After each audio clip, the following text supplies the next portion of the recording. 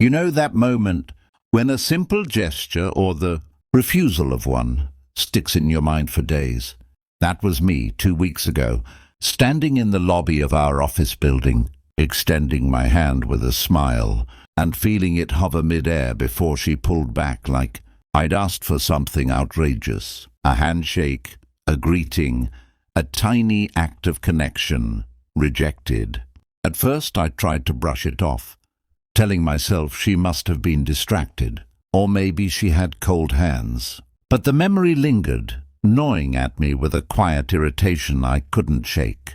There was a subtle arrogance in the way she looked past me, as if I didn't even exist in her professional world. Little did I know that small act, so easily dismissed in a normal workplace, was the first note in a story that would completely flip the script of our professional lives. I'm not someone who gets rattled easily. At 38, I'd spent over a decade navigating corporate hierarchies, leading teams through complex projects, and earning respect, not just through titles but results. I'd managed multi-million-dollar budgets, overseen critical product launches, and mentored dozens of rising professionals. In this office, I was known as dependable, calm under pressure, and fair, a manager who didn't just delegate but understood every layer of the work. Yet, that handshake refusal felt like a crack in the otherwise solid structure I'd built around my professional identity. She, on the other hand, was new, bright, ambitious and sharp, but with little context for how things worked here. From the first week, it was clear she was determined to assert herself, to carve a space without paying the dues that most of us had quietly endured. And that simple gesture, her refusal to acknowledge a basic social nicety, suddenly symbolized everything I'd come to value: respect, patience, and earned authority. Our office wasn't flashy. Fluorescent lights hummed overhead, and the faint scent of coffee mixed with printer toner lingered in the air, a constant reminder of long hours and looming deadlines. Desks were stacked with reports, laptops and sticky notes scrawled, with tasks that seemed endless. The hum of keyboards and soft chatter created a rhythm that was oddly comforting, a world in which I knew every beat, every quirk, and every unspoken rule. She moved through this space like she didn't belong, with tablet in hand, posture sharp, and eyes scanning for opportunities to assert herself. She treated the office less as a community and more as a chessboard. Small actions, ignoring greetings, rearranging shared spaces, questioning minor procedures, hinted at ambition, but also revealed impatience. Every detail mattered here, from team coordination to subtle approval hierarchies. One misstep could ripple across departments, sparking frustration and exposing gaps in leadership. Watching her confidently navigate this world, oblivious to its rhythms, I realized patience, foresight, and experience would become my greatest tools in the weeks ahead. Her name was Vanessa Lane, bright, ambitious, and meticulous. She had that air of someone who believed the rules applied to everyone else but not her. From the moment she arrived, it was clear she was determined to rise quickly. She asked questions, offered suggestions, and documented every detail. On the surface, it was impressive. But beneath that polish was subtle arrogance, a confidence that underestimated the unseen layers of the office. It started small, missed deadlines, overstepping minor protocols, overlooking team dependencies. Then came the social slights, dismissive comments in meetings, casual disregard for shared norms, and, of course, the handshake that had set this entire story in motion. Each incident alone was minor, almost forgivable, but together they painted a pattern that couldn't be ignored. The tension wasn't just professional, it was personal too. Every interaction became a test of patience and observation. I knew that in a few weeks, The seed she was planting, ambition, disguised as overconfidence, would either grow into opportunity or expose vulnerabilities she wasn't prepared to face.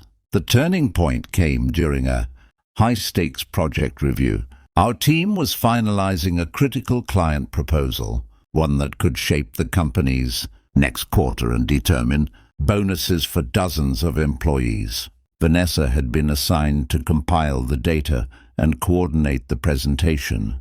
I watched from the sidelines as she confidently rearranged spreadsheets, overrode prior formulas, and made decisions without consulting the team.